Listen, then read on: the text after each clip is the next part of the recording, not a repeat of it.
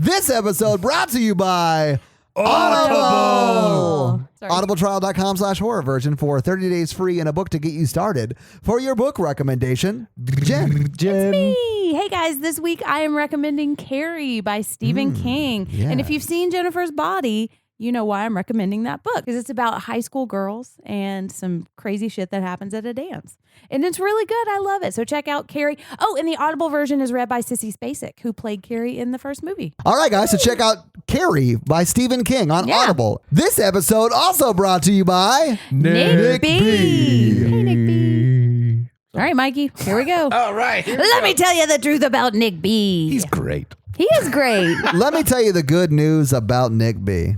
Have you heard the good news about Exactly. Nick B? Fun fact about Nick B. What? He did not get to go see Scary Stories last week. Oh, yeah. we're sorry, guys. Yeah, we did not realize that the international release was not until weeks later. Fun fact, I've brought that up in our meetings before, and I don't think you guys were listening because I have a question. I did notice that. Was there pizza involved in these meetings? Yes, there was pizza involved. Wait. I think I remember you saying that. Lunch is a meeting? That's what we tell the IRS.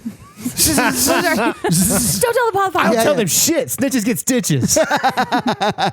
Well, Nick, we apologize that you weren't able to see Scary Stories this past week. Hey, Nick, we're sorry. Hey, but Nick has been kept company by all of Jen's stories that she's putting on Patreon. So thank you. You're welcome. They call that a self-plug. They do, yeah. Hey, They have been great, though. They have, I have watched all of them. have you really? Yeah. This episode also brought to you by John. John. Hey, John. The truth about John. I reached out to John this week. Oh, did you? On social media. Oh, yeah? Heard of this? Can you disclose which social media platform you used? No. It'll blow your Holy cover. shit, the thought that went into that was amazing. The conversation was too sensitive. He sided with the strange Australian giant spiders over people when we watched Arachnophobia. What? The Huntsman spiders? Yeah, and he hated John Candy's character. What? He said he was too American. You mean John What? Goodman's character? I said that. No, you said John Candy, who was awesome, Yeah.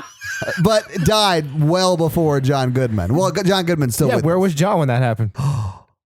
Yeah. Wait, is this like a Highlander situation of John's? Yeah. So John from Australia killed John Candy and is after John Goodman. There can be only one. I know.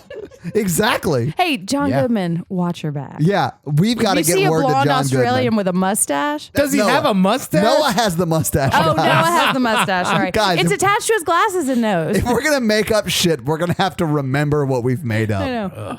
Shit, what This are we- episode also brought to you by Rebecca. Hey, Rebecca. Yay. I heard Rebecca is like really friendly, Yeah? but just to animals.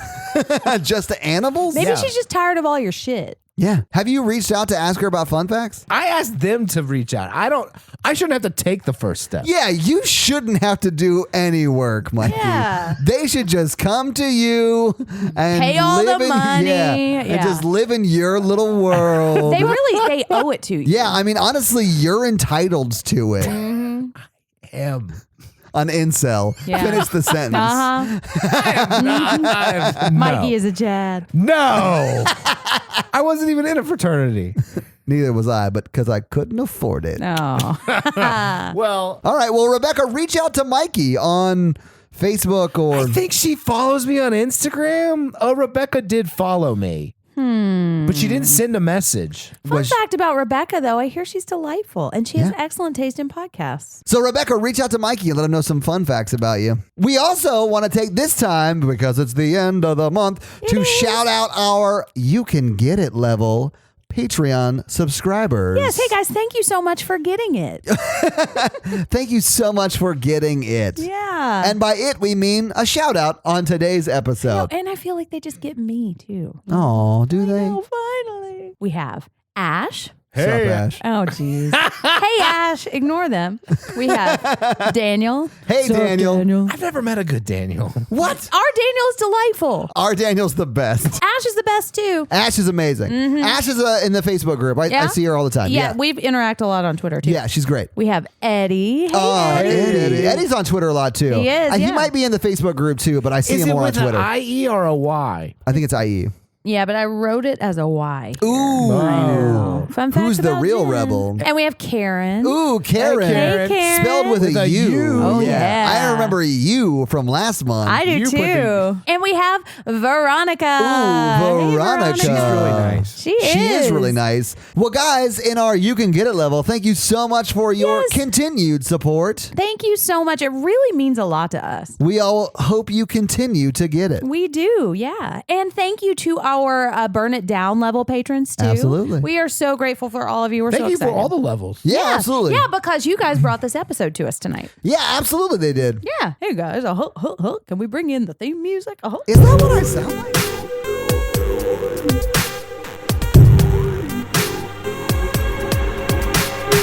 It's on the other wing of the house. Oh, God. I've seen your place. It's not that big, Mike. Not that big. Meow.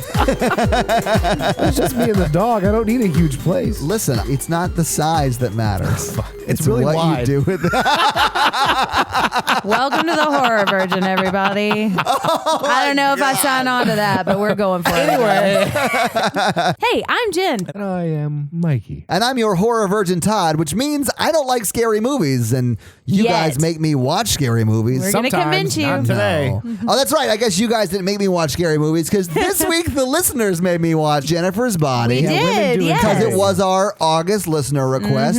So you guys have seen this before, right? Yeah, I think I rented it pretty soon after it came out in theaters. I didn't see it in theaters. I Now- saw it in theaters. You saw it in the theaters. Now, Jen, you brought up this movie before because I at have. this time in your life, you and the Podfather had not met. We had not. and yeah. you used this as sort of A pickup line. There you yeah. go. Hey, because fun fact, listeners, Jen is not short for Jenniferatu. No. It's short for Jennifer. What? This whole time. You've lied to us. I know. Guys. Yeah. But I would say, hey, you guys want to go see Jennifer's You Body? wouldn't say you guys. Hey, you guys. It wasn't, know. hey, you guys. I just walk into the bar and just announce it. That would Listen. work. Yeah. It did. I'm kidding, listeners. Oh, wow. So you guys have seen it before. Yes. I had not. This is my first experience with it. Let me ask you guys, did it hold up well? I think even better. I think, Wow, okay. I think Jennifer's Body held up okay for its age. Right into that one. I really wish you had phrased it differently. I mean, the title is, it invites that kind of It thing. does. I think it was intentionally And the titled. poster invites it too. And Yeah. honestly, the movie And we'll sort of talk invites about it. Yeah, that. absolutely. Yeah. I didn't love the movie. I don't understand who it was for. I knew it wasn't for me. It was for me. Right. And that's fine. It just wasn't for me. Why For it's you, named after like- me. No. For There you, you go. like you, or for you, like a group? Like girls. It was Yeah. written for high school girls. And Diablo Cody has talked about that a lot. And Karen Kasama. Yeah, I mean, she wrote Juno, right? She did, And that yeah. is sort of written for that same audience. Although I like Juno quite a I do bit. too. I don't think this is a perfect movie. There are problems I have with it. A lot of it, I just don't think the dialogue has aged well. Not all of it. That's- Some of it I like. No, that's what I thought. I Yeah. haven't watched Juno in a long time either. And I'm like, was this like really good back in the day? And then now if I watch it, I just be like, I remember not wanting to go see it because I thought it was just going to be like slutty slasher and I just wasn't into it. And then I rented it and I enjoyed it. But I think this movie is a lot more relevant now. I think it was really ahead of its time. I was going to say that too. It did feel a little bit ahead of its time. Yeah. And like they didn't really know what that time was going to be, but it wasn't then. Well, there's a lot to say, and we can get to some of this. It just didn't feel like it was for 2009. Because, like, think about what we've done. The Hills Have Eyes. That was 2009. And that movie is, I wouldn't say it's not good. It's not great. This movie, I think, was a lot better. And it does sort of mirror where I think pop culture went a little bit. Well, I more think female empowered. Uh-huh. And like Hills Have Eyes is so masculine and taking the power away from women. And this is very much the opposite of that. And they came out around the same time. Yeah. That's interesting to me. Well, Jenna, I think he's learning. I think so too. So this movie is having its 10-year anniversary this year. Yes. And there's been a lot of writing recently about this as a feminist movie and kind of like as a queer movie too. I had that. Yeah. I thought that We've too. talked Yeah, about we that talked while about that in the we're movie. Yeah. So there are two ways to kind of read the subtext of this movie. And one of them was that you talked about, like about someone kind of discovering that she might be attracted to the that she's same not sex. really into guys. Yeah, Her or just kind boyfriend of ship. questioning her sexuality and who she's attracted to. There's another reading of it as a rape revenge Me Too movie. And we'll talk about that as we go through. Okay, cool. I saw a lot of that in there. Oh, yeah, did you? Well, let's just get into it then. Let's get into this fucking movie. So we start outside a house and we see somebody picking a scab off of her arm.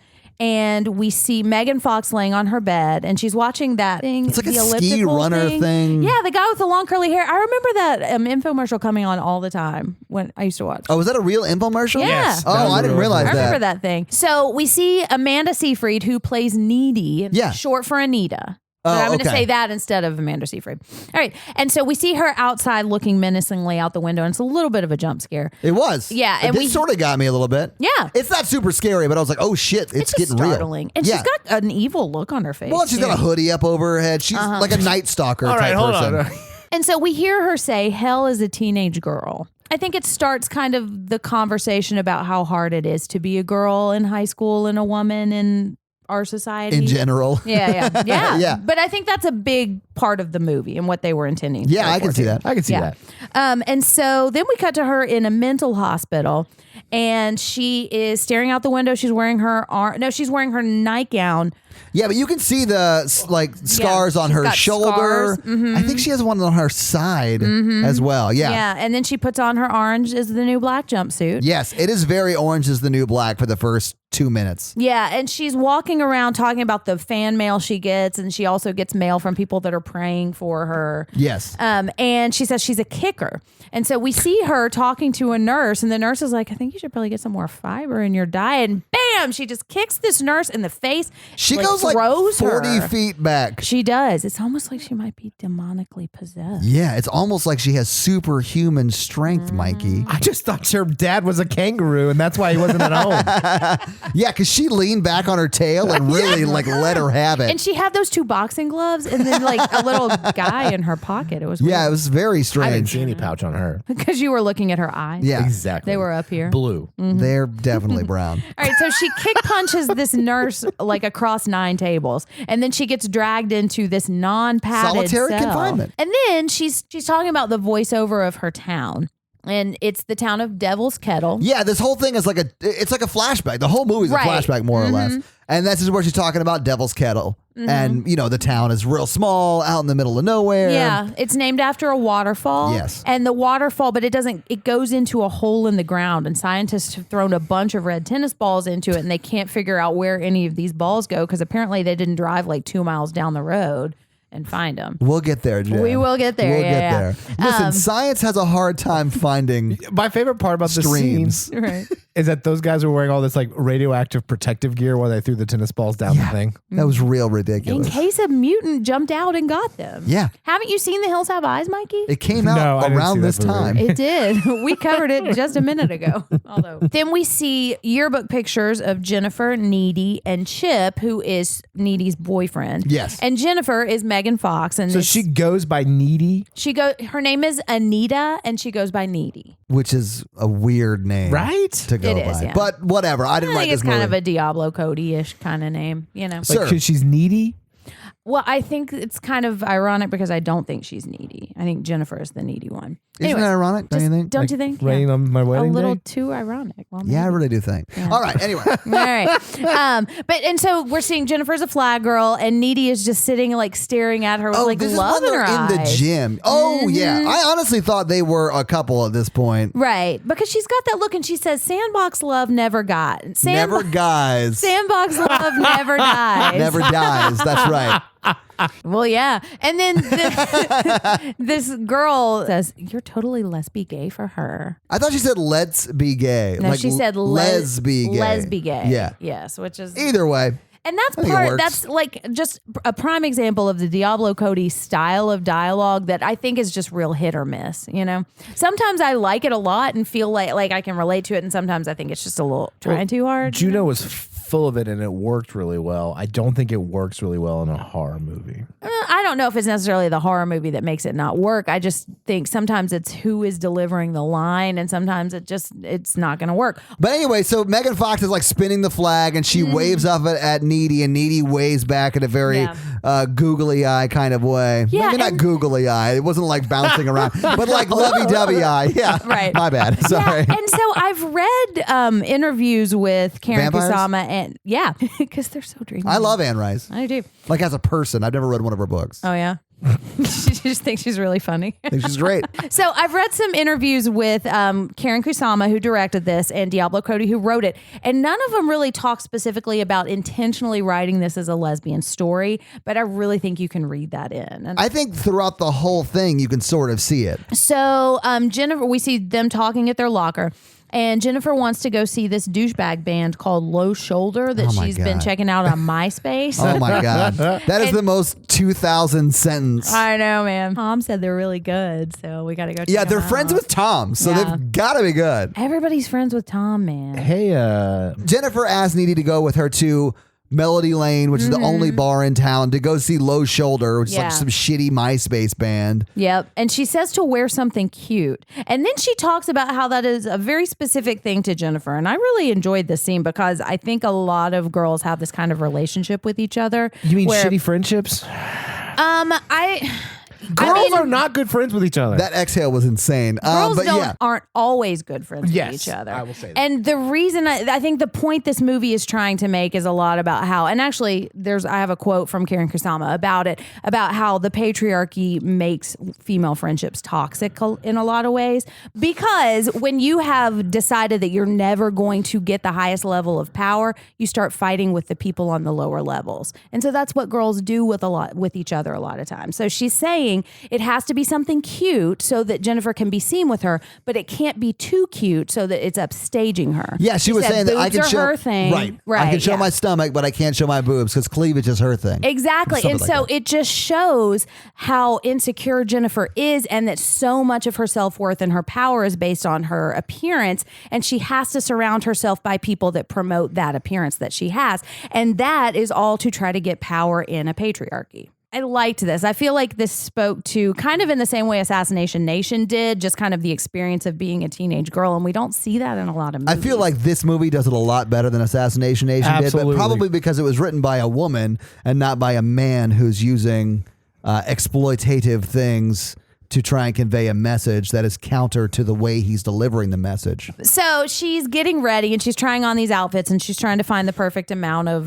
Sexy, really. Yeah, I mean, she's trying to an fit acceptable into exactly type of of what sexy. Jennifer will Yeah. accept. And we kind of just get this impression that Jennifer is pretty controlling. I feel like they have been friends for a long time and They there have. is like value to their friendship, but I just think Jennifer's insecurities are kind of turning the friendship toxic. Yeah. Because I don't really get that from Needy. It's a you know? it's a back and forth. She lets herself go there. It's a system. You feed- Jennifer or Needy lets herself be treated like that. and I think part of that is because she is in love with Jennifer. Yeah, You know. I think so too. Personally. And if you don't see it with that lesbian connotation, Mm-hmm. it could also be that she just really wants to help support Jennifer because Right. she knows Jennifer is super insecure. Right. And shouldn't be. Like, this movie would be like, it wouldn't be a horror movie if Jennifer was confident about herself. Exactly. It would just be two friends going to see a show and averting. And then she wouldn't have gotten in that van. Yeah, exactly. Mm-hmm. But she's got a boyfriend. All right, so she's getting ready and she's talking to Chip, who is her boyfriend, and this is the first time we meet him. And she's kind of putting the moves on him and unbuckling his pants, and then No, she he unbuckled his own pants. Yeah, I Did think he? that was his own hand. I mean, when he did that, she seemed like she was on board for it. Oh, yeah. Yeah, it didn't seem non-consensual. I just didn't like his scout belt. I don't like belts like that. Yeah, me either. I had a boyfriend mainly who because had I have belts like trouble that. with them. Yeah, I can't do it. because they're two buckles. I know. What are we doing? I need to pee. I never got my marriage badge in putting belts on. Your marriage badge? Merit. Merit. But badge. that's not what you said. You Is it, said Mikey? marriage badge. This is not an interrogation. It's a podcast. I love how I can turn on you like that. I know. So, her spidey sense tells her that Jennifer's Yeah. there. Okay. So this is the first time I thought to myself, oh, Needy and Jennifer are the same person. Like you a thought it was fight like a club Fight kind of Club? thing. Yeah, I did think it was like, well, maybe not so much a Fight Club sort of thing, but Jen doesn't exist. It's just needy. Yeah, I could see that. Oh, I And don't that would think be an that. interesting But read I of thought it. that at that point in the movie. I Yeah. don't think that now, having seen the whole movie. Like Jennifer's here and now it's like sexy time and I'm gonna Right. like get all Jennifer. Right. Yeah, yeah. And again, I don't think that about the whole movie. I just thought Right. that in that scene, Okay, that's yeah. what it was. Yeah. That scene could. So in this scene, we learned that Chip doesn't like Jennifer. Thinks she's kind of a shitty friend. Well, Yeah. and I think correctly. Yeah. We also learned that Jennifer doesn't really like Chip. Guys, I think what we learned is Jennifer doesn't really like Jennifer. Yeah, I think so. That's the problem, Mikey. I mean, you're joking, but I think that's true. I think you know? that's true too. Yeah. But it doesn't mean it can't be said through humor. Through humor, yeah, that's true. Sometimes laughter is the best medicine. Listen. you know. So they go to the show, right? Yeah, they yeah. leave Chip. They go to They Melody go to the Lane. show. They get those X's on their hands that I remember all yes. too well. I The remember that all X's too of well, shame. too. I'll go to the bathroom and wash it off so I can go buy drinks. Yeah, Did but you do that? Yeah.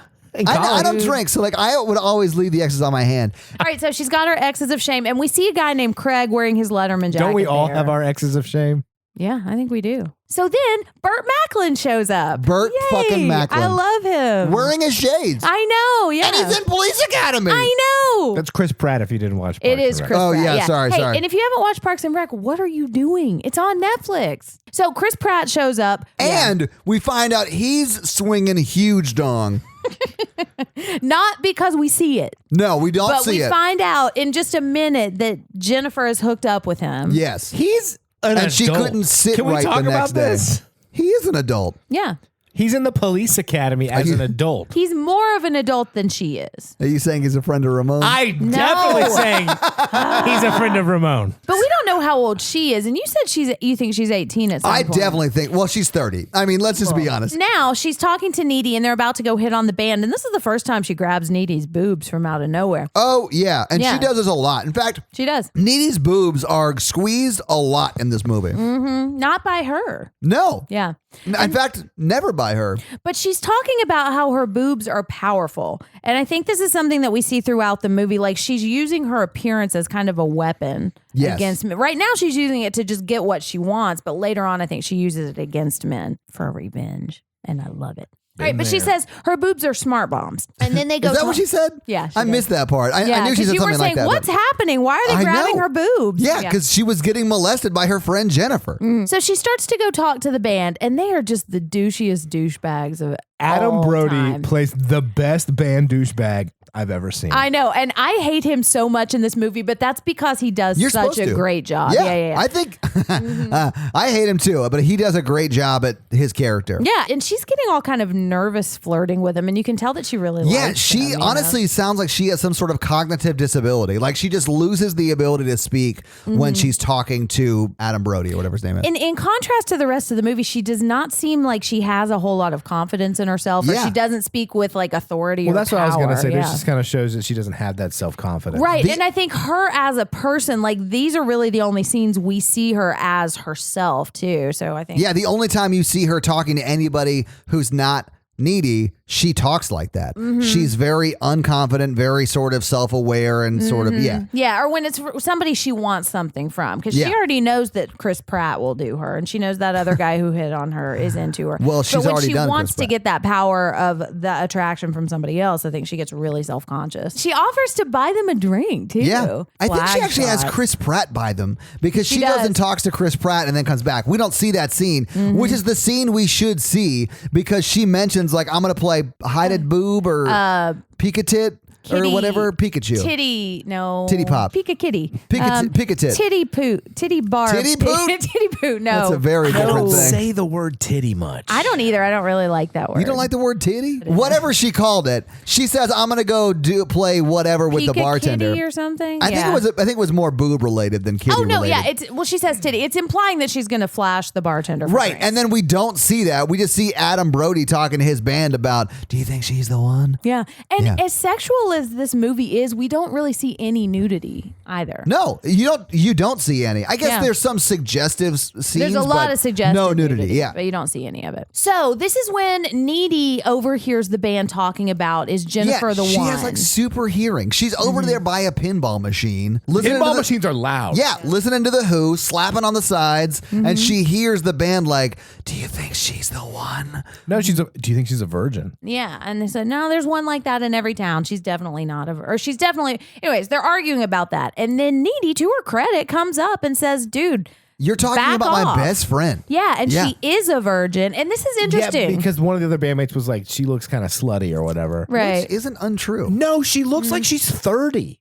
Well, she is 30. I don't know how old she was. I guess If you were gonna pick a girl for a human sacrifice, you needed a virgin. That is definitely not a girl I would pick. Yeah, I also wouldn't go to a rock club on a Tuesday night or whenever they went. Like, a virgin is probably going to be in bed. And so Needy's like, get away. And so they've decided that telling them that she's a virgin will make her less attractive to them, not knowing that it's actually what makes her more attractive to them, because we're about to find out she's not a virgin. Well, yeah, but we already know that. Scene as Needy goes back to Jennifer and was like, those guys are creeps. They were talking about you being a virgin, blah, blah, blah. And then she's like, I'm not even a backdoor virgin. Right. Yeah, and that's what she mentions. Thanks to Chris Pratt. Yeah, she couldn't sit right. She had to sit on peas or whatever. Bag of frozen peas. Yeah. Frozen peas are really good for like if you have What? an injury, because they're peas, so they mold to whatever. Like if Theoretical question, Jen. Do you think you could sit on it and receive some relief after a, let's say, vigorous a session night of with amore. Yes. Pro tip, guys. Bags of frozen peas are really good as ice packs because you can mold it to whatever part of your body may need the relief. All that to say, so the douchebag band starts to play, and it's the same. They only have one song. They do. This band has one song. Through the Trees, and it's very Dashboard Confession. It reminded me of why I hated music in the late 2000s. Yeah, it's very season 1 Grey's Anatomy soundtrack, you know. So the band plays, it's terrible, and it's so terrible that the bar itself, oh my God, cannot contain the awful it becomes music. a Great White Show from 2003. Yeah. And people die. The band says, I can't, no. What's the Great White Show? The bar says, I can't do it anymore, and spontaneously combust. Yes. This whole movie is an indictment of rock and roll music Of based early in the 2000s. 2003 tragedy at the Station nightclub. Was it written by Tipper Gore too? No, the Station nightclub fire happened in 2003. Great White was playing and some pyrotechnics went off and it burned the club down, injuring 230 people and killing 100 people. And that is exactly what happens in this movie. And to get there, they drive a 2003 Sebring. They call out the year, Yeah. which I thought was interesting. I was like, holy shit. Do you know what's in the sea? Great white sharks. Oh my God. Fire, you Everything son of a bitch. fits, guys. Yeah.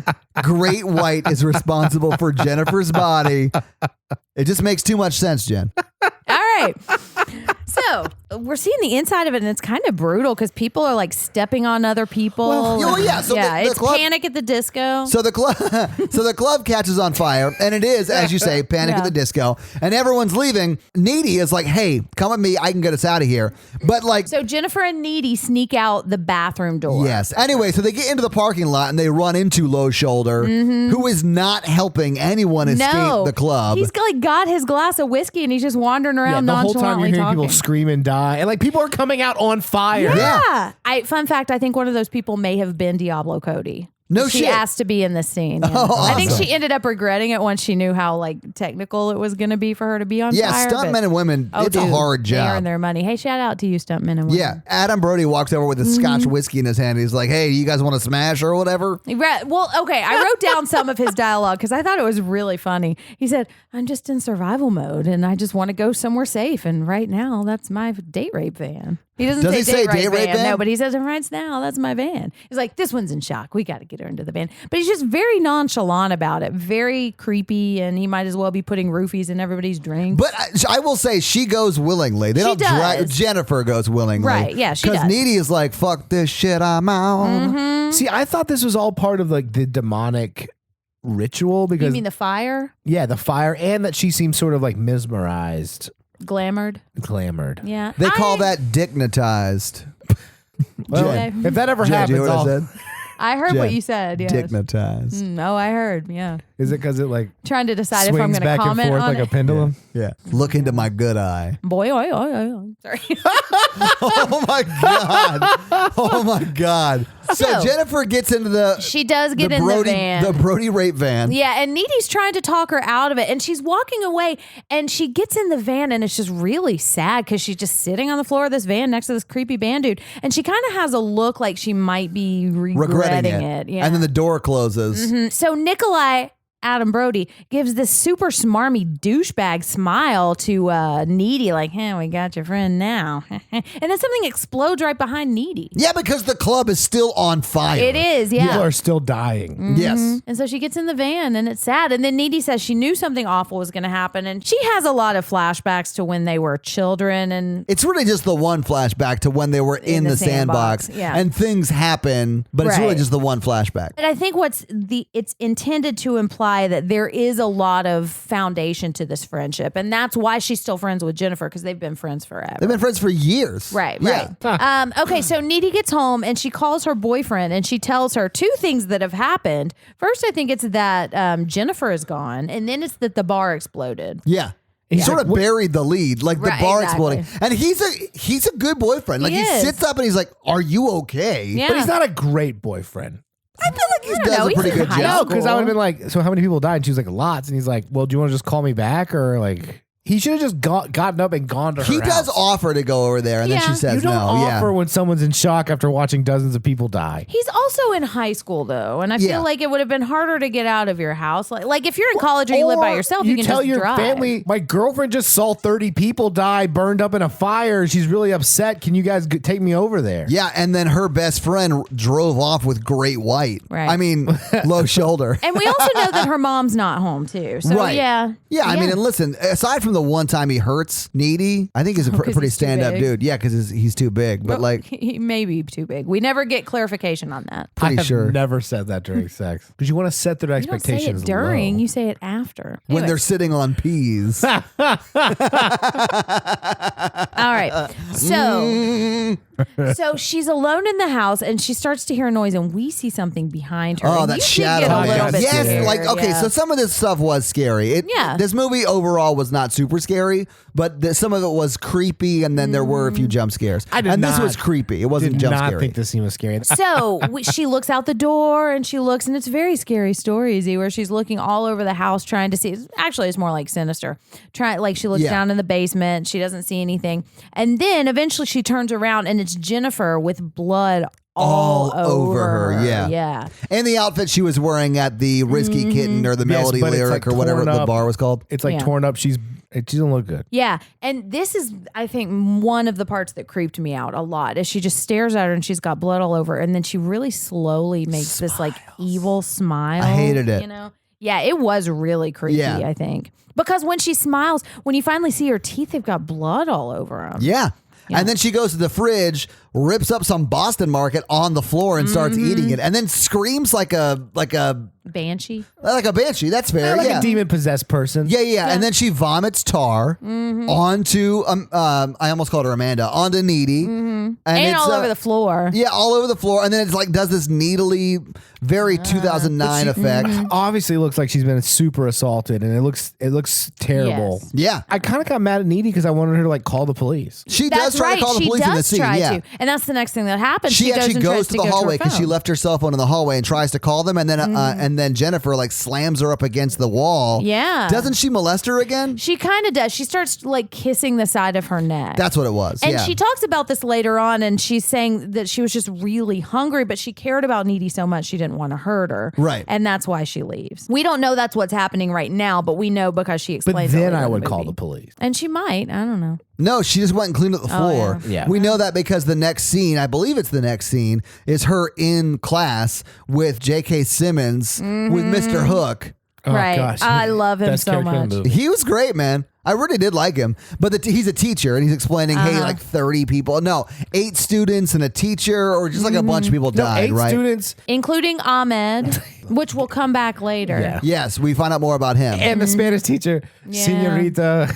Smith or whatever. Oh gosh. But yeah, he's hilarious, and he's got this Canadian accent too. That's really funny, and a hook for a hand. Yeah, he's Did great. we talk about that he had a hook for a hand? That's Yeah, not funny. I called him Mr. Hook. Oh, that's right. Yeah, well, it's not just a clever name. Oh, it's not. What if his name was Mr. Hook and then he lost his hand? He's like, God damn it. Definitely use a different prosthetic. You'd have to. Like Mr. Fork? Or no. Or just one of those like number one hands you see at like football games. I'm your social studies substitute, Mr. Foam Finger. That's what you say if you have a hook for a hand, though. Yeah, you can't say what you actually have. That'd be ridiculous. Exactly. Anyway, All so right. you see Needy there at her like science lab table by herself, and she's Right. thinking about, oh my God, something happened to Jennifer. Yeah. She might be dead. And then Jennifer shows up right next to her, looking great. This is one of the Diablo Cody things that I do like is they're talking about how some of the students are saying how Jennifer and Needy fought their way out with machetes. Yeah. And so the rumors are already starting to kind of go nuts with this thing. Where would you get a machete in a club? I mean, It's so dumb. You don't bring machetes. What kind of club is it? So now Jennifer's at school and totally normal. And she's saying, did anybody we know die? And she's just being real bitchy to Needy because Needy is concerned about her and asking, are you okay? I spent all night cleaning up your gross vomit off of my floor and crying. And her nails are like black from the Right. tar shit or whatever it was. Yeah. And not only that, she's making fun of the people who died in the fire. Yeah. And so J.K. Simmons starts giving this pep talk to them. And it's so funny because he's saying it in this Canadian accent. And he's saying, we got to put aside our pettiness and we can't let the fire win. Oh, yeah. And then Megan goes, the fire already won. Right. Megan Fox. Sorry. Jennifer says that. And so then she's talking to Chip after that. And she's telling Chip what happened the night before. And Chip was like, she's probably just inhaled a bunch of smoke and says she should probably talk to a shrink. And that's the first time people don't believe Needy, which bugged me. Well, she was talking about how she threw up black stuff, and so he was like, it was probably smoke from And the that makes fire. sense. Yeah. And I'll say this, you just saw 30 people die. You probably need more help than a 17-year-old boyfriend can give you. Okay, so now we see emo Colin guy show up. Oh and my he's God. just the emo-iest emo that ever did emo. Very 2090. Emo Colin has come and talked to Needy, and I don't think he's particularly hitting on her too much. He's just talking to her. I mean, Chip's right there. It's not like, I mean, I don't know. Emo kids are weird. I don't know who they hit on or what or how. Well, and Chip says, I thought he only hit on dead people. we get it, Chip. Whatever. I don't think Colin's hitting on her. Just let me No, just I say don't that. think so either. Because I think Colin's super into Jennifer. He just knows her from his creative nonfiction writing Yeah, they class said or whatever that, the which shit that was. I was confused about that. That makes no sense. But Yeah, well. whatever. Diablo Cody. I don't think he was hitting on her. They just know I don't each think other. so Yeah. either. Yeah. I think they're just friends, and that's Yeah. okay. But Chip has been jealous of him the whole Chip time. is a little jealous. Yeah. That comes back towards the end. Go It ahead. does. All right, so the next thing we see football player friend who's really mad to the sound you mean of Wreck-It metal. Ralph? Wreck-It Ralph, Oh my yeah. God. This guy looks exactly like Wreck-It They Ralph. call me Wreck-It Ralph at work. That's because you act just like Wreck-It Ralph. Yeah. You destroy everything. I'm not a bad guy. No, neither is it's not Wreck-It just a Ralph. intentional. bad guy. Yeah, you're just bumping into everything and knocking shit over. Yeah. This football guy, he like burst into tears when J.K. Simmons announced who died because his best friend died. Yeah, it was one Yeah, of he his was best the friends. football Yeah. player that hit on Jennifer in the bar. Yes, Yeah. we see him for 2 seconds. Yeah. And so he's being sad to this electric guitar music right now because that's the only way men can feel feelings. He's I out on the guess. Yeah. football field, like Just remembering his solemn. past glory with his partner. Who's going to catch my throws now? Well, he wasn't the quarterback. Peas. Jennifer. Yeah, he was too big to be a quarterback. So Jennifer comes up to him and she's talking about how he's really sad because his friend died. He said, he always said you and I would make a banging couple. And then the guy goes, he said banging?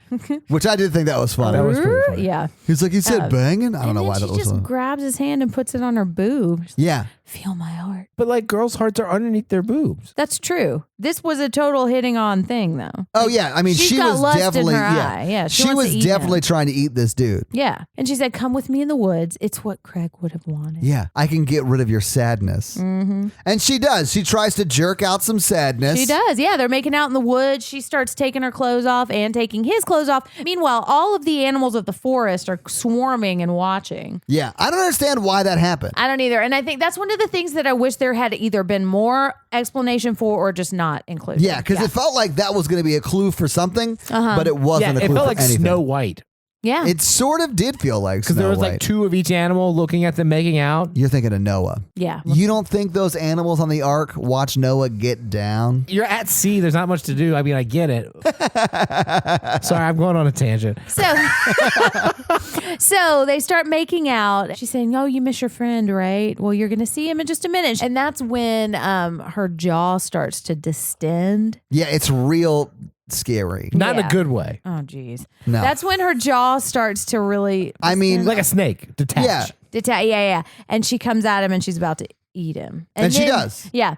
And then we hear his screams and J.K. Simmons is man. walking to his car and he's like, This is so fun. "Let it out, kids." Yeah, I do think that's one of the lines that really works. Her humor is just real hit or miss. Sometimes I really enjoy it. Sometimes I'm like, meh. Now we see Needy listening to the radio and Low Shoulder is having this bullshit interview about how they rescued a bunch of people Yeah. from the fire. Not true. My favorite part about this scene is that he calls the town by the wrong name. Yeah, what does he say? Diablo Lake? No, like Diablo Lake. No, that's what he Kettle says. Lake. He calls it Kettle's Lake, but it's Devil's Kettle. Oh, I said Diablo like the Diablo, writer. yeah, My yeah. bad. Yeah. But I mean, we said it basically the way he does. Yeah, Like, I mean, he 'cause clearly it's just a doesn't throwaway know. thing. Yeah, it's clear that they don't really give a shit about this bar that burned down. Exactly. They didn't really help anybody out. Mm-hmm. And that comes back because Needy like fucking hates that they use their town for like a launching pad to their success, because they do start to get national recognition and then get signed and become they this hugely successful Did make a band. deal with the devil. I They mean, did they? Yeah. But I think part of this is that, like, she calls it a tragedy boner at some point. Like, and Yes. there's an element to this in a couple of movies now that where, like, that's how you get famous. You have fucked up shit happen to you. So now J.K. Simmons finds the body and we see him and his, like, guts are all spilled Yeah, and out. a deer is eating him, which I thought was real dumb. Well, maybe the deer is a devil deer. It's too. not a devil. A devil deer, eat him. Yeah. It's not a devil deer. It's a succuba deer. I What? think. It's actually a doe. A deer? A female Female deer. deer. A Ray? We gotta move on. I cannot sing fucking Sound of Music. Woo. All right. So now we see Jennifer swimming across the lake and we see an overhead shot of her. And then she gets out and it's like Fast Times at Ridgemont High. And it's cocoon. very like a male gaze on her. Although you don't see anything really. don't, yeah. But I mean, you're not wrong. But it's unlike Fast Times because you don't see anything. Right. Yeah. Yeah. So now Jennifer and Needy are talking on the phone and Jennifer's like, "What's wrong with you?" And he's like, "I'm upset because of fucking this tragedy happened. Yeah. And something's up with you." And Jennifer's like, "No, I'm having the best day ever." And this is when she burns her tongue with a lighter. And I really like this part a lot. You did like it? Yeah. I think thought it was cool. Looks cool. Yeah. Needy's like, our friend was just murdered. She's like, who gives a shit? Right. Yeah, get over it. Well, they don't know that she was murdered yet because Chip now calls in on the other line when we used to have other lines. Yeah. While Jennifer's waiting, that's when she's burning her tongue. Yeah. And she comes back and Jennifer's like, "I'm a god." Yeah. And she also says, Chip is starting to look a little bit cute recently. Yeah. And so But now he's not because his haircut's stupid. No, Chip looks like he looks like a 14-year-old. Jennifer's not interested in Chip. She just wants him because Needy has him. Yeah. So now time is passing and Yeah, everybody's it's like sad. jumps ahead like a month. Time is passing and everybody's sad, but Jennifer's not. And this is when we see her walking around with those big heart earrings and her heart hoodie. Oh yeah, like the walk down the hallway that's like very much like a catwalk walk. Right. The So it's iconic Yeah. high Yeah. school movie thing. Yes. well and iconic for this movie too, I think. For sure. And so it's not a month yet because she's still feeling really good because she's Right. still full. Yeah, when we get to the month, which I think is coming up soon. It is, yeah. That's when she starts to look like a regular person. Yeah. This is the opposite for me because like when I eat a lot, one, I just don't walk. And then two, I don't look good. Oh. I think you do all right. My iconic walk after I ate a kid would have been like, oh, so bloated. I don't want to hear you say the words "after I ate a kid" Yeah. ever again. I was just gonna say, I don't like Ramon. how does it feel, Mikey? It feels terrible. So now J.K. Simmons is saying it's been a month and we look back to Jennifer and she looks like, I don't want to say she looks like shit, but there is a stark contrast to how she looked They a little while make ago. an intentional effort to make her Yes. look like she hasn't slept in days, a lot more pale than she looks normally. Right, They right. make an effort to do that. She's feeling like shit. She's just real cranky.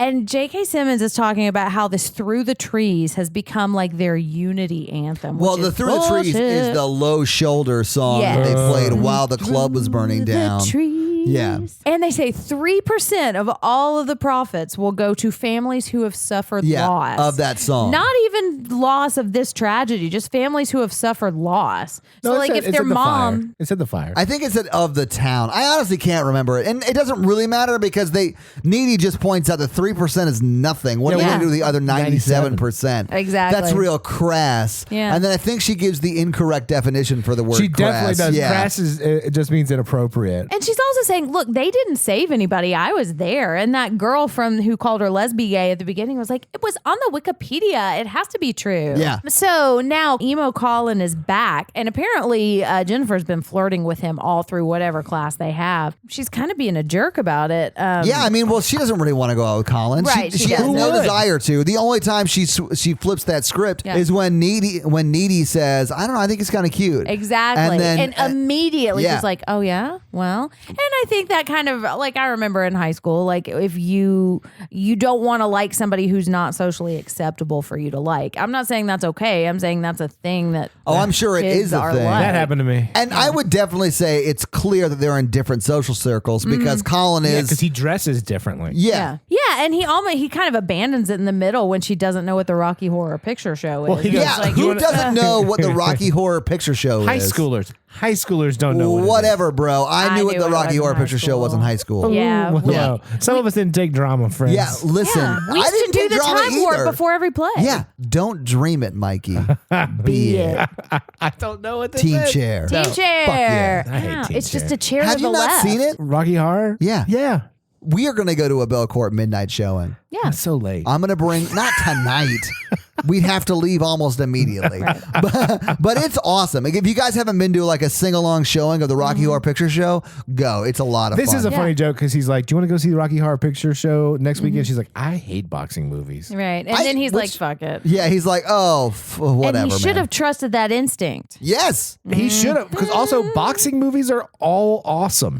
Yeah. All right. So now Jennifer has changed her mind and decided to go out with Colin. Yes. And Jennifer also, Sexy says hi to Chip too. And we're starting to see her kind of encroach on Chip a little bit. Yeah, Yeah. Needy grabs Chip and kisses him. Right. And then Chip says he went to Super Target to get condoms. So it's on. Come to my house tonight. For a whole 4 minutes of pleasure zone. There's nothing wrong with that. That's not speculation. We are confirmed that it was 4 minutes later in the movie. Yeah, which honestly, listen, I've never had a stopwatch during sex, but he like knew how long it was. That's weird to me. Because he was just so proud that he was able to hold out that long. Yeah, he was like 4 minutes, baby. That And was you his can goal. see in that, we'll get to that scene. Yeah, we will. He's We're really about to focusing. get to Oh, it. yeah. Well, you don't want it to go too short, but you also don't want it to go too long. Yeah, God forbid they'd really enjoy it.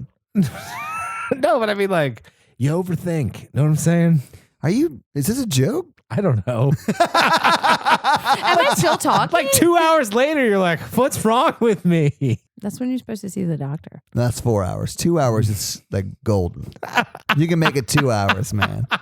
Let's move on. Yes, please. All right. So now Colin is driving to some house listening to a terrible cover of I Can See Clearly Oh my Now. God. And that's when I looked at you guys and I was like, man, I fucking hate 2000s. I had a music. CD like this in college. Was it Real Big Fish? Yeah, no, it wasn't Real man. Big Fish. I actually had do that like some of the CD. Real Big Fish covers, yeah. The It was like beer, that's a good one. Yes. It was some punk cover band. Yeah.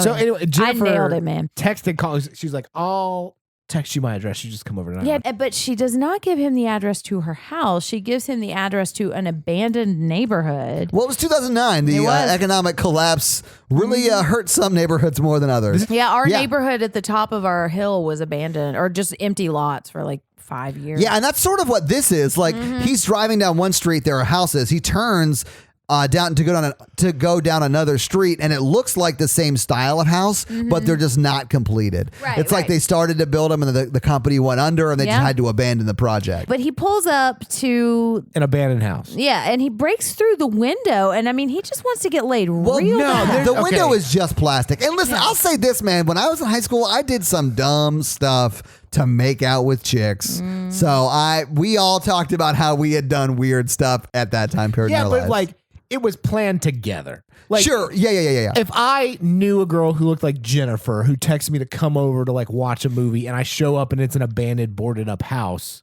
I would go in there and be like, this is a really mean prank. And You would go in? No, I would go home. No, and I would just cry throw like I usually lit do. matches at it to like call it on fire, and then I would drive away. Probably wouldn't have been a prank. It would have been a decoy address. Like, you ever given a fake number because you didn't really want the guy to call you, but No, you didn't feel like you but could that say has no. happened to Yes, me. Jen, I've been approached by millions of women at bars where I had to Yeah. give the fake number because they were hitting on me so much. Yeah, that happens to me Ladies. all the time. But girls do that when they don't feel comfortable saying no to guys. They Just give say fake no. numbers and fake addresses. Speaking as a guy who was called a Chinese food restaurant, but because that was the number I was given, just say no. It's a much better like. You've been thing. given a fake number? It Yeah. depends on who you're talking I to. have though. never been given a fake number. Well, I'll tell you what. Todd swings.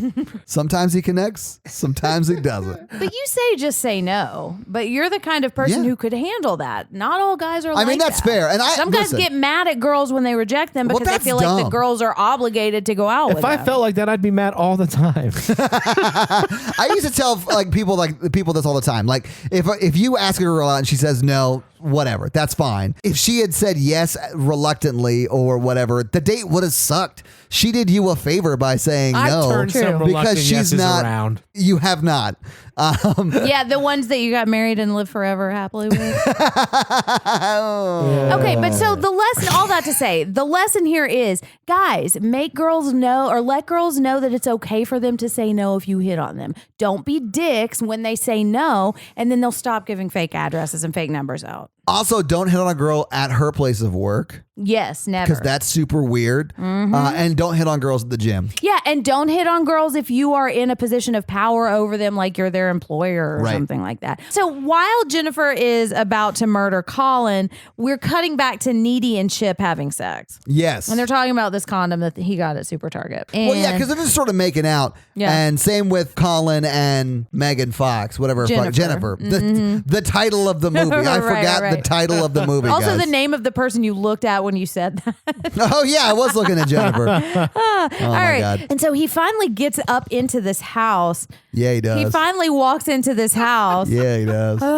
And it's totally abandoned. The construction hasn't been finished, and it's got plastic everywhere. And a crow flies down the stairs and tries to kill Scared him. the fuck out of me. Yeah. That was honestly the biggest jump scare for me was that crow. Would you keep going in this house? No, this is sign No. number 4 that you need to get the fuck I out of would there. never have walked into the house, man. Yeah. I would have called you, Todd, and like, guess what this mean girl did to me? I did once make out inside a construction house that was not completed yet, but I went there with my girlfriend. We got out and walked into it together, did our little thing, and then left. Yeah. Stole the copper pipes, left. I once got busy in a Burger King bathroom.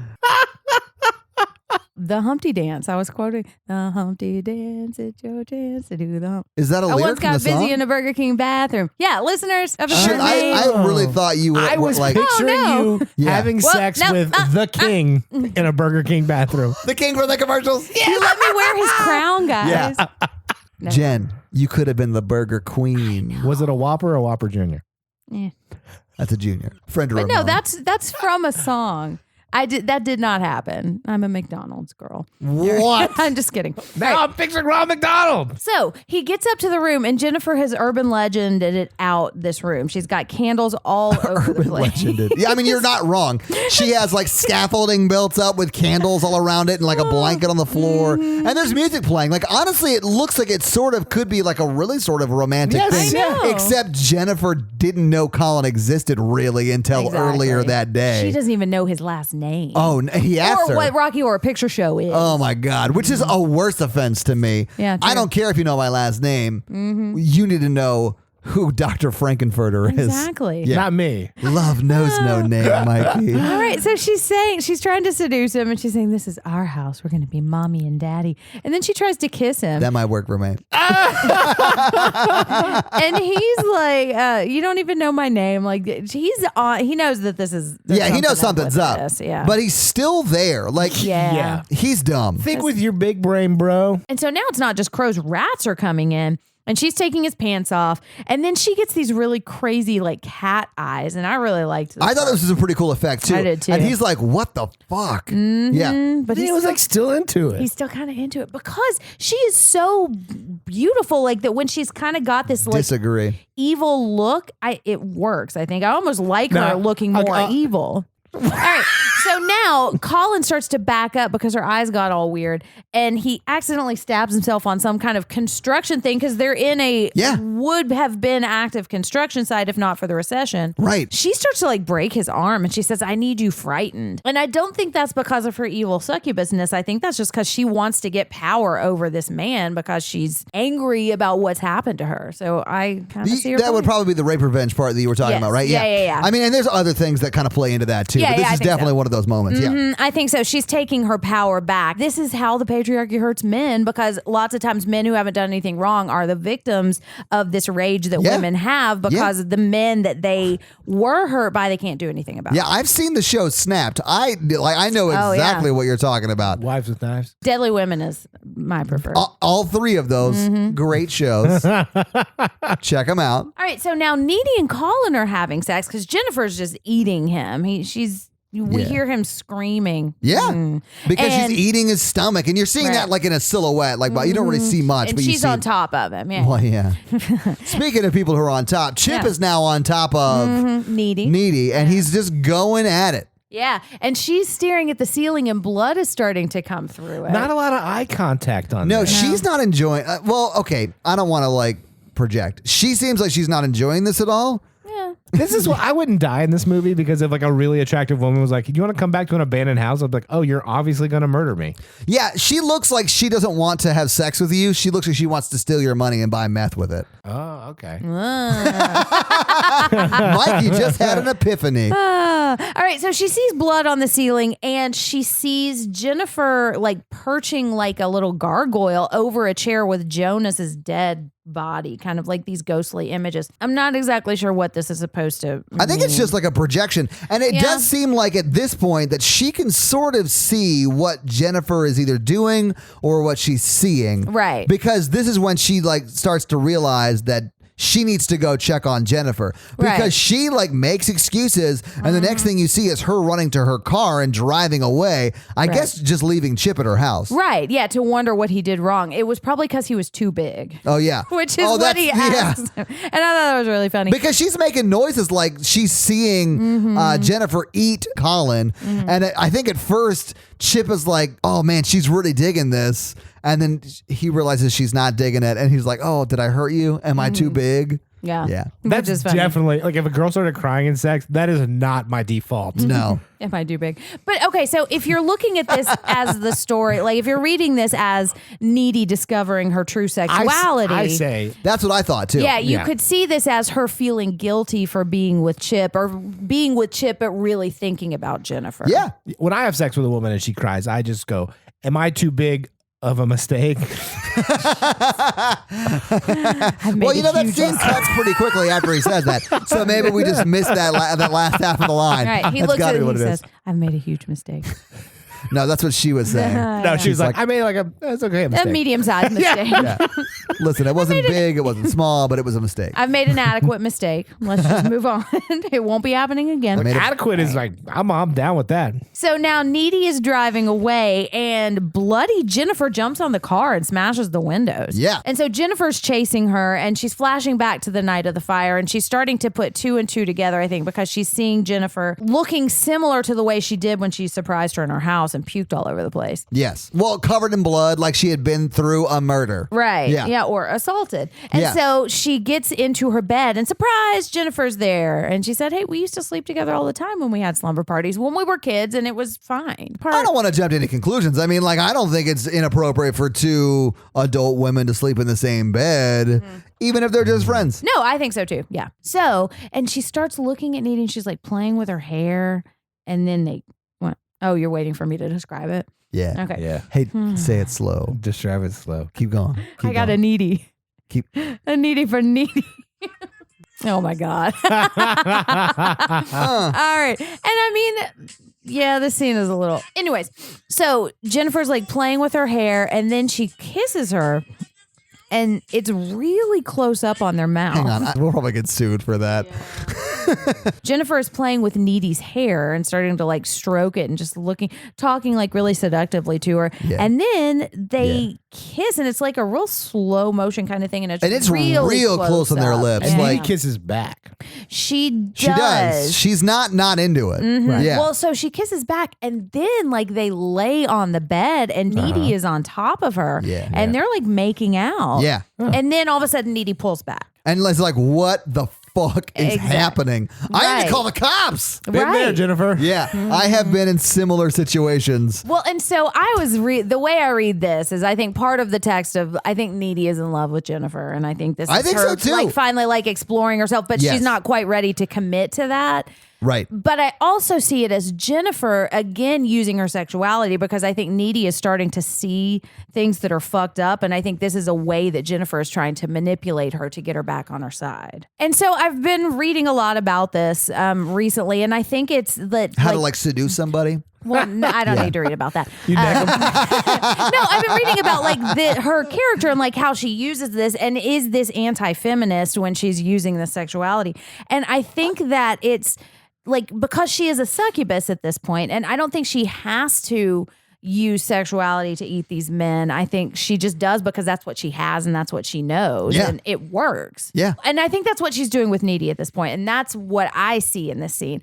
All right, so now Jennifer starts talking about what happened to her that night. So she's in the back of this van, and they're just talking about her like she's not there. But she's seeing these occult books, and she's asking if they're rapists. Yeah, this is a flashback. Yeah, and she's starting to get scared. And they all get out of the van, and they're dragging her through the woods. And they take her to the waterfall.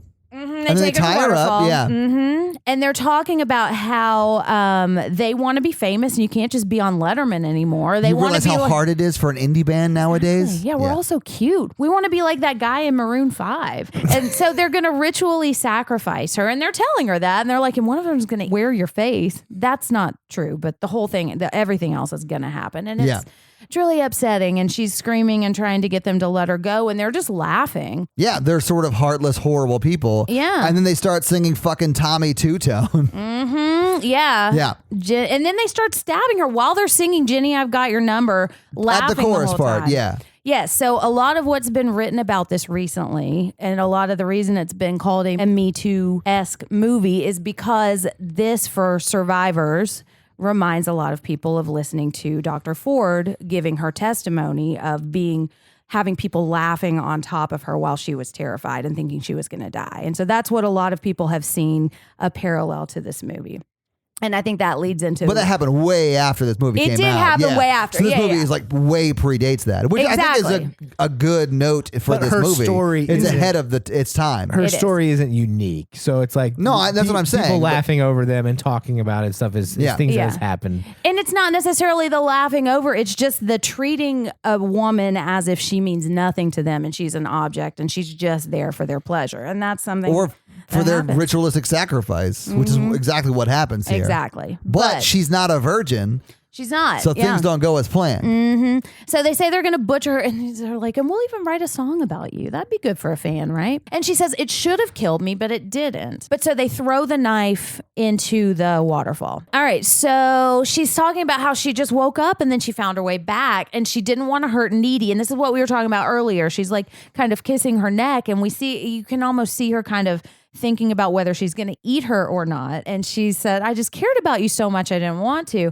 Right. But then she sees poor old Ahmed on the street, who we thought died in the fire. The exchange student. He did die that night. Yeah, he did but not die in the that fire. night. And she said she was just so hungry. And I don't think she understood what was happening, but she just took him into the field, and I guess just her instinct took over and she ate him. And then she felt a lot better. And so she felt great. Yeah, and she showed up the next day at school. She had like superhuman strength and she could heal very quickly. Yeah. Right. And this is when she shows Needy that. She's like, look, I can do this really cool thing. And she stabs herself in the arm with what looks like a chopstick or something. Yeah. And it just heals immediately.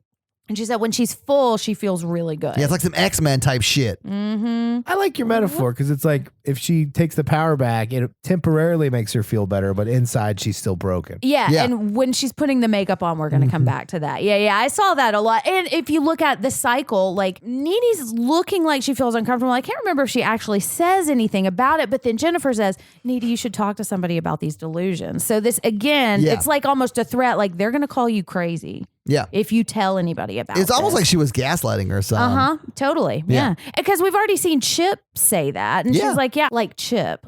Just kind of implying if you tell anybody about this, they're going to call you crazy. They're not going to believe you. It's going to be worse for you, which And ultimately, she's right. she is right. Yeah. Yeah. And that goes back into the whole sexual assault thing. Like that's what women feel like lots of times. And there are good reasons that they feel that way. There are not good reasons. Yeah. They have good reason to feel that way. Exactly, There are not yeah. good reasons to feel that That's way. what I Yes. mean. Yeah. Explainable. Not to Oh, yeah. mansplain what you were saying, but I know. No, what no, you no. were You Yeah, definitely yeah. just mansplained the sexual assault. Yeah, feelings. dude. That's fine. So sorry. I'm so sorry. I'll see you guys next episode. I got it. No, I got you. I mean, I said, yeah. No, it's fine. Whatever. 'Cause, dude- Tell me more about how you should get better. Mikey, let me tell you how we fix sexual assault. Don't do it. Yeah. Hey, easy. guys, That's really don't easy. do it. Mikey, we solved it. You know, I'm progressive. Yeah. Can we just play this podcast to every man in the world? So now we get the library montage scene. Woo! Yeah, where someone does some studying. Yeah. This is with before you could actual WebMD books. demons. Every Yeah. horror movie we watch has like a montage research scene. yeah. I know, and I love it. Yeah, so she gets Hermione's key to the occult section of the library. There's an occult section of the library? Yeah, it's very if you have small. the time turner thing. Yeah. Yeah. Yeah. Well, no, that's what she said. She says, yeah, it's very small. Yeah, but To Kill a Mockingbird is banned. Yeah. And so this is when we find out why the sacrifice didn't work. And we've already kind of talked about the this. sacrifice did work. I'm going to It say did. that. The You're right. sacrifice did work. She just didn't die because she wasn't a virgin. Right. Well, maybe you could say she did die. Jennifer did die, but she came back as came this back. demon, right? But the sacrifice did work because the band became famous. Got They super got what they famous, yeah. wanted, right? For whatever reason, I mean, this is what they were going for. Well, it Sure. has to be demonic because she got superpowers. And so they're talking about how the sacrifice was impure, meaning she wasn't actually a virgin. And this is what happens when you try to sacrifice someone.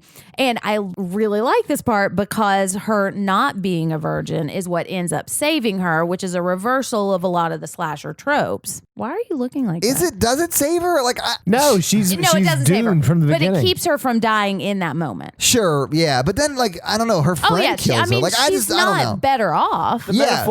metaphor kind of falls off at the end of the movie. So we got her. Oh, and she also finds out that a blade to the heart is the way to kill the beast. Yes. And just- Or Yeah, just someone in someday. general. Or anything, Yeah. really. Yeah. So now Needy and Jennifer aren't talking anymore because I think we forgot to say this, but Needy kicked Jennifer out when she started implying that she was liking Chip. And she just jumped out the window. Yeah, and then This just shit was disappeared. awesome. It was kind of cool, yeah. And so Chip comes up to her and starts asking about the spring formal, and she's saying she can't go, and she's explaining what's going on with Jennifer. She says she's going to show him something, but she doesn't. She tells him something, which bugged me a little bit. But so she's telling him all the stuff that she found. Semantics, Jen. I know. Semantics. But man, you say Get show. over All right. So, anyways, I'm gonna make you see it with your Oh ears. my God, we've got to move on. All right. So she's talking about how Jen's evil, not just high school evil. She's actually evil. Yeah, like demonic evil. Demonic transference. I like this scene because Chip's like, yeah, I've always known your friend is evil. She's like, really Right. mean. Yeah. Like, and so she's saying Jennifer's eating the boys, and he's asking her to the dance because he's already bought the $12. Yeah, he corsage spent for her. $12 on an orchid. Yeah, they you already can't have- say no to that. I know, and they have their reservations at the Cheesecake Factory. No, they don't because she was supposed to make them. And she, instead of making the Also- cheesecake reservations, She breaks up breaks with him. up with Fact, him. fact check. You don't need reservations for the Cheesecake No, Factory. when you're here, you're family. Oh wait, that's Olive Garden. Yeah. Yeah. Cheesecake Factory is the one with a 95-page menu. Ugh, and Full of everything's delicious. gonna kill you. Yeah. Yeah, because everything is 5,000 calories. All right. Yeah. But man, they've got a gluten-free, dairy-free cheesecake.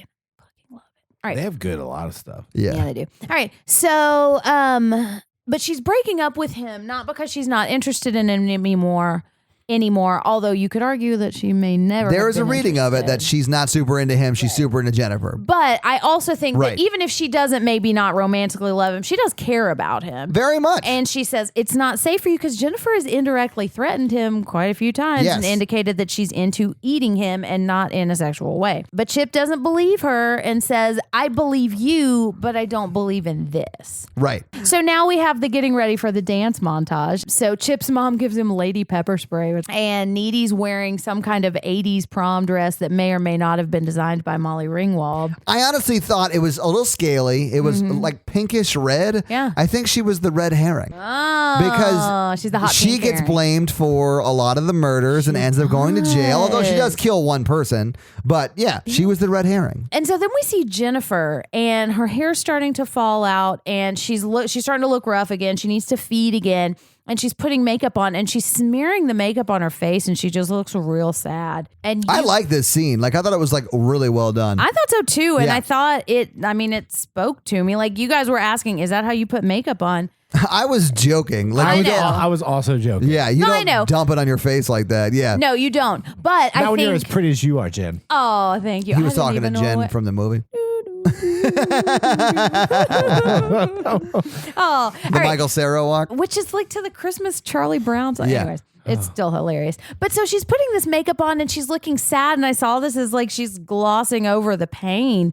And if you look at it from the rape revenge part, it's like this, she is not healed. She's just trying to put a face on Yeah, it. she's putting on her war paint. Right. So now they're at the dance and Needy's looking around and we see fake Jennifer.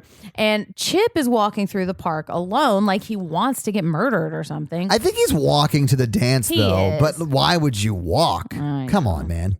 Yeah. And then Jennifer's like just like orbs up behind him. And then I think he hears her. He sort of turns around and she's not behind him anymore. And then he turns back front and she's right there. Didn't you hear me calling you, Chip? Yeah. I was calling your name. He's like, no, you weren't. I would have been like, Right. get away from me. Stop gaslighting me, you freak.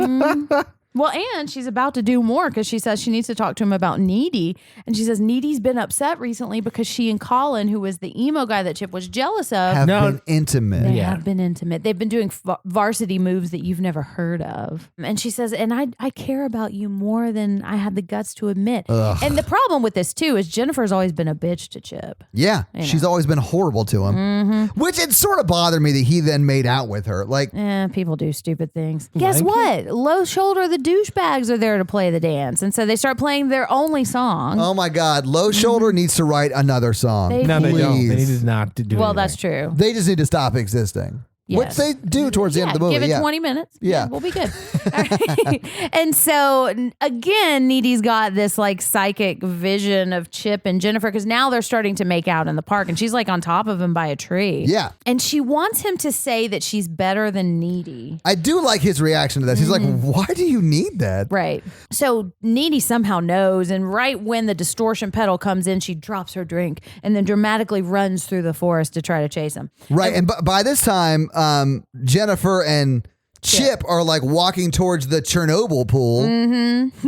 It does look like the Chernobyl what is that? Like, I don't know, like the town abandoned pool or something. I think Yeah, it's they- Chernobyl pool. they live in a town that's like full of kids, enough to have a pretty big high school, Yeah. and they have a community pool that hasn't been used since the 60s. Chernobyl No, is no. the only explanation. Yeah, it has to be Chernobyl. With a cool like mural like all over the pool, but, Right. like water. stuff. Chernobyl. It's like a Someone's- mural of what happened. Someone spray painted hopeless on it. Yeah. Anyway, so Jennifer and Chip go to the hopeless pool. Yeah. And so they're just sitting on the side of the hopeless pool and they're starting to kiss again. And to his credit, he's like, I can't do this. This is a little weird. Yeah, you know? my girlfriend broke up with me like yesterday. Yeah, there's Right. like mold and moss all over the Yeah. ground. And stuff. Why did you bring me here? Yeah. And you've always been really mean to me. So Yeah. what's going on? You're the worst. Also, my girlfriend 2 days ago told me that you've been trying to eat boys. Yeah. Although I don't think he's picking that up. No. But so she gets real mad and just slams him into the He pool. throws him into the pool. Yeah, it was awesome. Yeah. This it part is was kinda- scary because it's like that's how easy it is for someone to try to kill you. Like you just sit next to a pool kissing her, and she'll just throw you in the pool and try to kill you. Yeah. Yeah. Mikey, is this why you're afraid to commit? And swim. I've seen Mikey swim. He's pretty good. Oh, yeah? Yeah. You guys have been swimming together? We went canoeing together. Ah. Well, I guess kayaking. Yeah. Did you overturn the canoe? I mean, shit happens. Mikey was pretty drunk. Yes. So Needy is running through the woods and finds her corsage by the tree. And along- you don't just leave a $12 flower on the ground No, like an you animal. don't. Something happened that led it to be left by itself. right next to it, you see that Super Target condom. Oh, Was yeah. it on the ground? I was kidding. And guys, I can say for reasons, it was a Magnum. Oh, was it? Oh yeah, it definitely was. Wangy blangy. Wouldn't it be great? I don't if know it- what you're talking. If Mikey's like one of the Magnum like ice creams.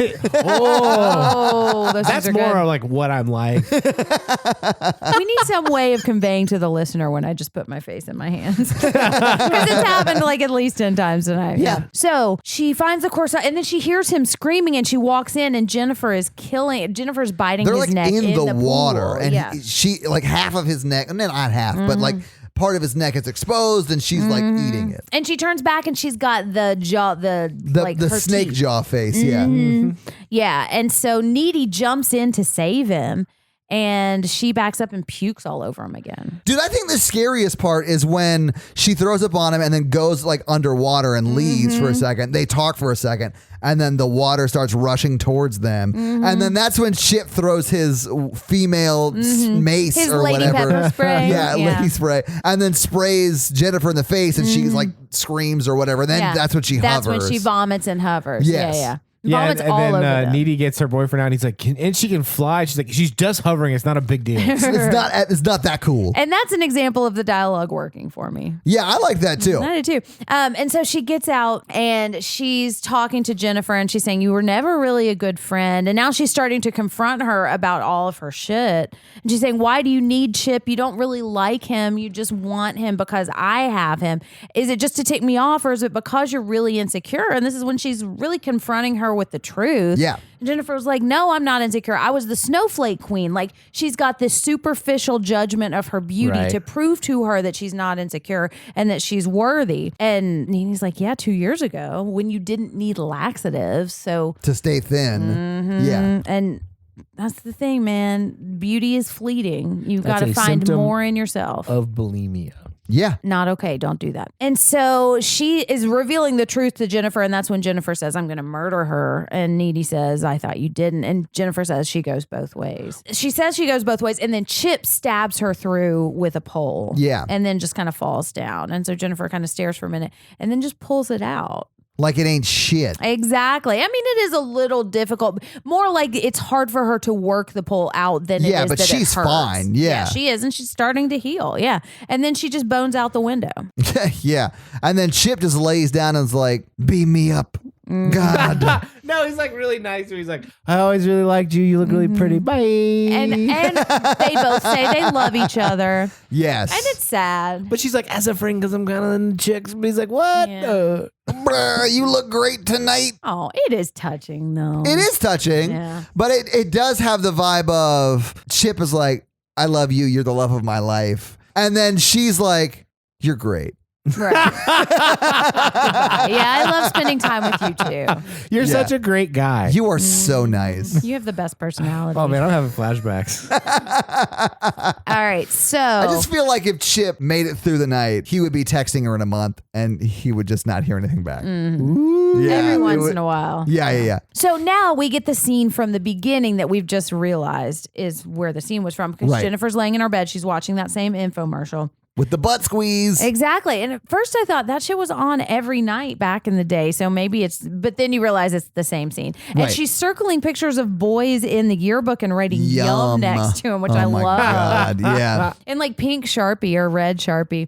And then we see Needy. We don't see her in the window this time. We see her smash through the Yeah, window. don't even try and open it. Just jumps through it commando style with Right. the X-Acto knife. What are they? Yeah, those she's got called? a box cutter. Box cutter. Thank you. Yeah. Oh, they even make that pun. They That's do, right. yeah. It's for cutting boxes. Hey, what is a box? What is that slang for, Jen? I don't get the reference. It's like I'm not going to make a box cutter joke. I know what you guys are trying to get me to do. I'm not going to fall for She's it. on to us.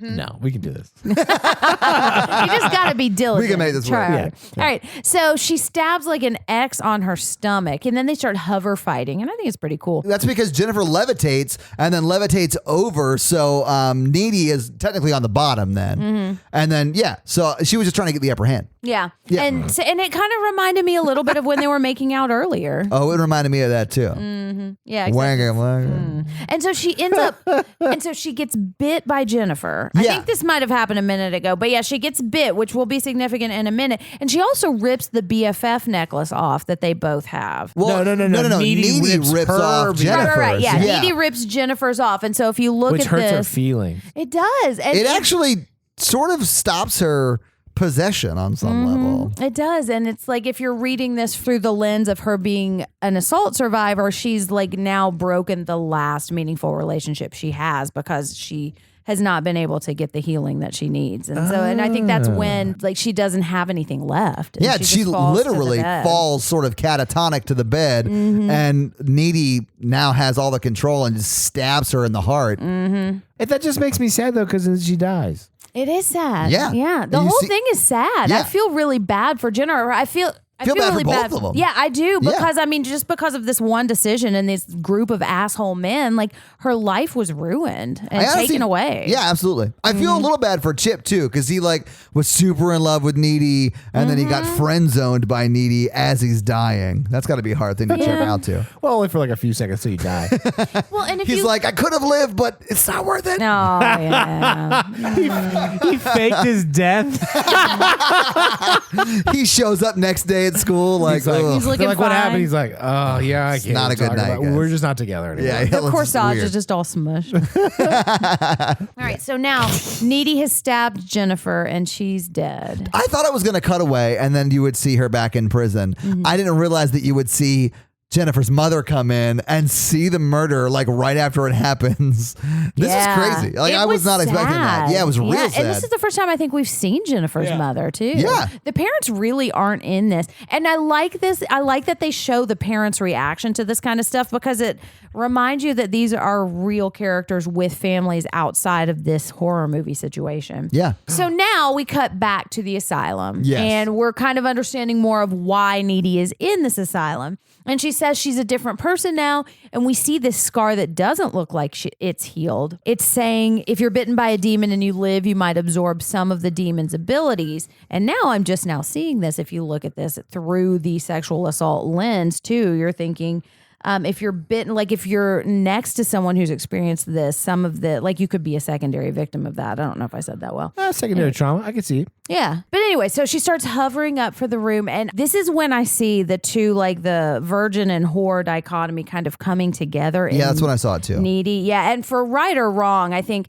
the two of them are coming together to make a well-rounded woman who is empowered, who is driven, Who can float Exactly. Yeah. Dude, if I could float. and kick through shit. Yeah, she just kicks through and find knives and find red tennis balls that have been gone forever that Yeah. science can't find. Stupid So science. she breaks out.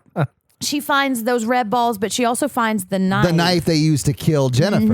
Right. Yeah, and she gets pulled over by Lance Hendrickson. She doesn't get pulled She over. doesn't get pulled over. She He gets- stops to She hitchhike. hitchhikes. Yeah. Exactly. She gets picked up by Lance Hendrickson. And so here's where I think, like, she's not just some evil killing monster right now because she's kind to him. He's nice to her. Like, she's not. I think she only wants to kill the band. But so she has broken out and she's gotten picked up by Lance Hendrickson. And then we think that's the movie. We start to see the credits. And then I really like how they did this because we see like flashes of cameras and stills. Yeah, we see like the band low shoulder like being awesome and being like the next biggest band that's out. And Getting then- out of limos, Yeah. signing girls' boobs. Yeah, and then they walk into their suite or whatever, and then you they're just doing hear her drugs. sort of killing them all. Well, yeah. So we see all of their like party pictures and then we see like blood everywhere. Yeah.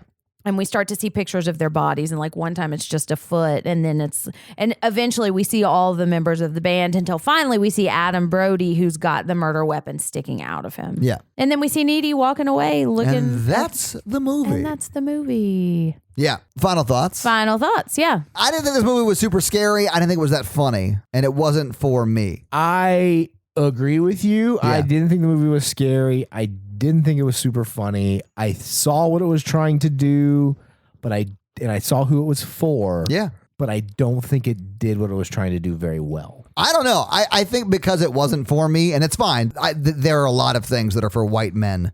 I don't need this, you know? Yeah. So I'm not going to make a call as whether it nailed it or didn't nail it because I wasn't trying to nail it for me. Because you're not the target audience for it. Yeah. No, And listen, there's plenty of stuff that's not for me that I can see as like good TV. Like a lot of people love Girls. I hated it. Yeah, I've never But I seen only it. watched like the first 3 episodes and I was like, oh, this is not for me. But people who it's for love it. Right. And that's fine. Yeah. It's just not for me. No, and this just didn't, it just missed the mark for me. It works for me. I think really you're its target, enjoyed it. though. I think it should work for definitely. you. Yeah. Yes, I think so. And I think 2009 me enjoyed it. I thought it was okay. 2019 me loves it, sees a little bit more what it was trying to do. And I think it's just over time. And unfortunately, because of where we are in the world right now, a lot of this is much more resonant. And I think, not to say that this stuff wasn't happening before 2009, but we're just now talking about it. And I think now a lot of people are looking back at this movie and saying this was just ahead of its time and we just weren't in a position to understand it.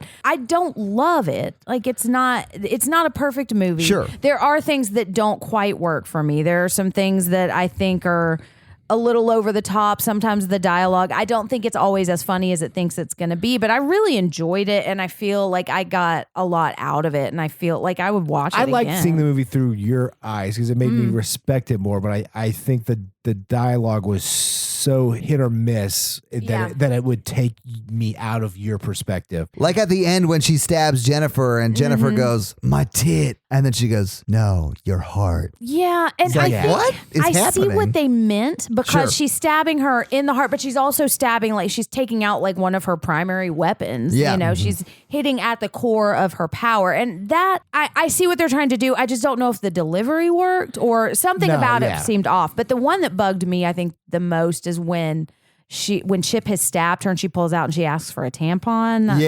That seemed a little bit too kitschy. Hey, there was no hamburger phone in this movie, so I was out.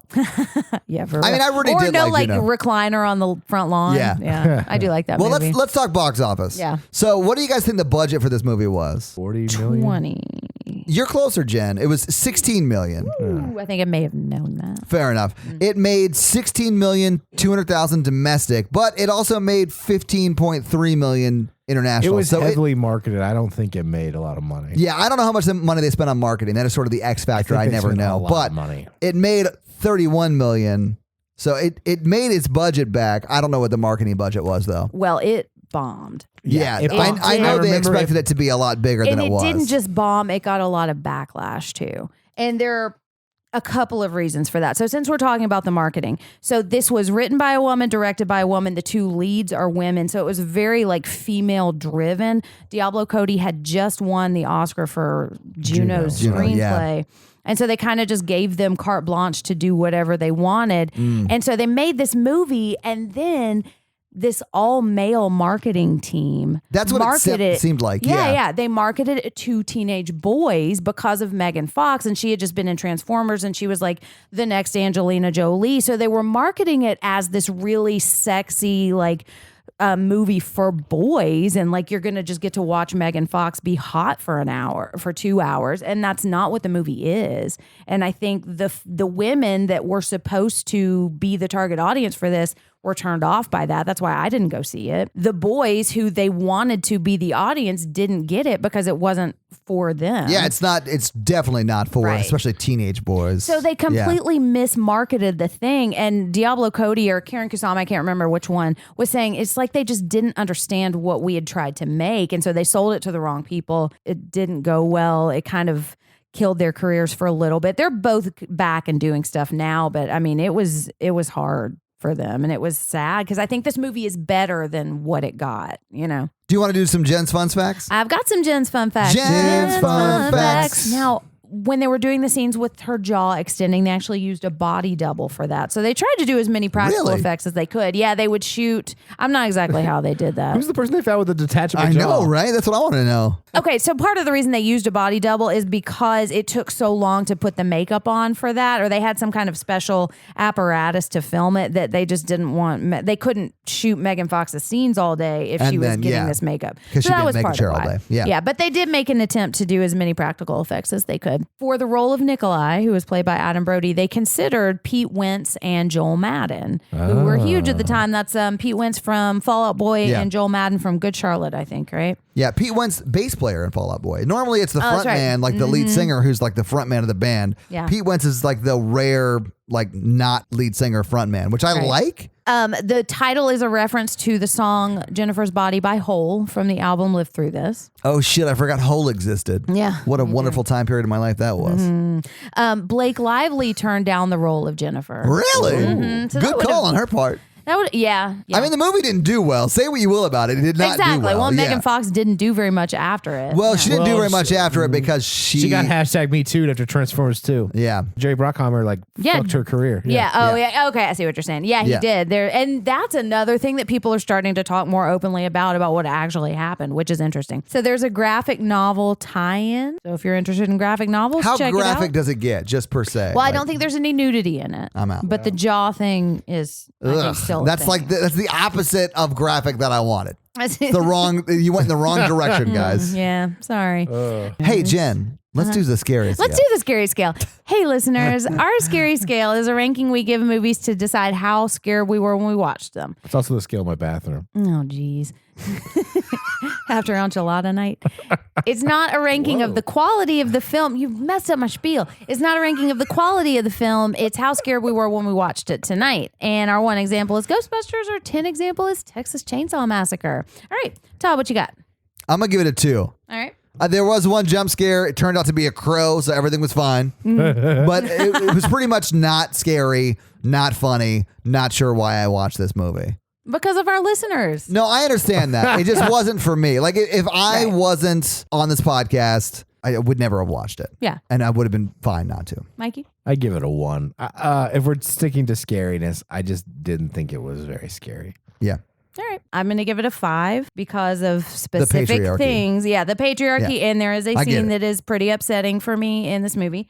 So yeah, I'm going to give it a 5. Otherwise, I don't think it's supernaturally creepy. There are just some disturbing themes in it that bug me. Sure. And I do think you're its target audience. I think so too. Yeah. So I think it will connect more with you emotionally and scare you more. Yep. And it did. Yeah. So this week you guys made me watch, and when I say you guys, I mean the listeners made me watch Jennifer's Body.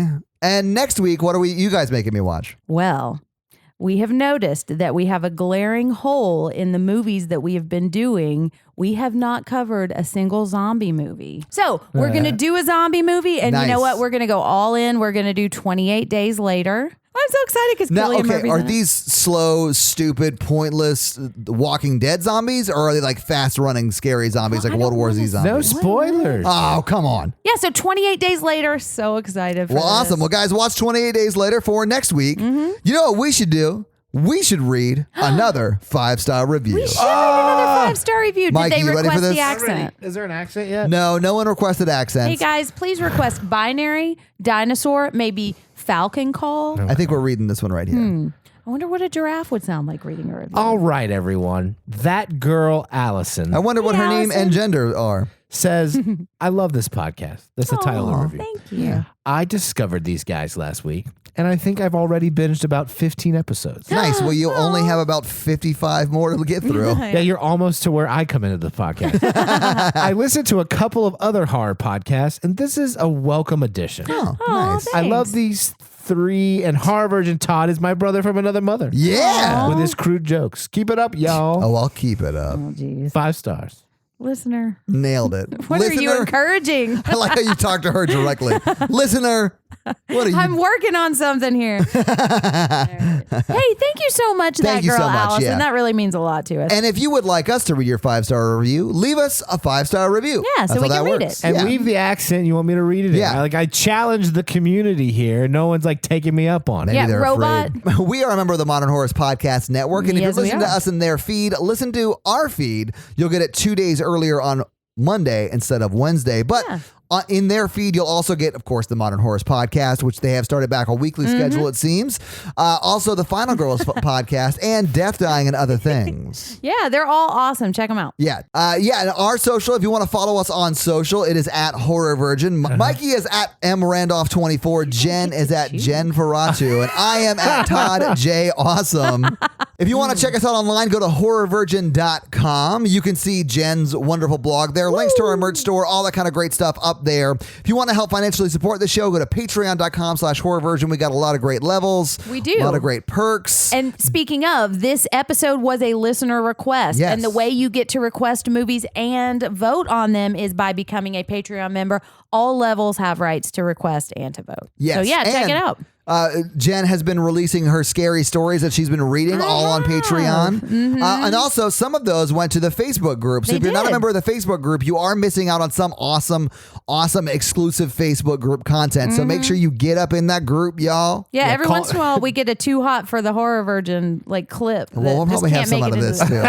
Yeah. Todd always calls me out on being stuck in traffic and posting on the Facebook group. Yeah. I got off the wrong exit. I can't believe it. You're a dumbass. I know. I love you. All right, so guys, thank you so much for joining us tonight. Listeners, thank you so much for requesting this episode and for voting on it. We had so much fun doing it. Yay, I love it.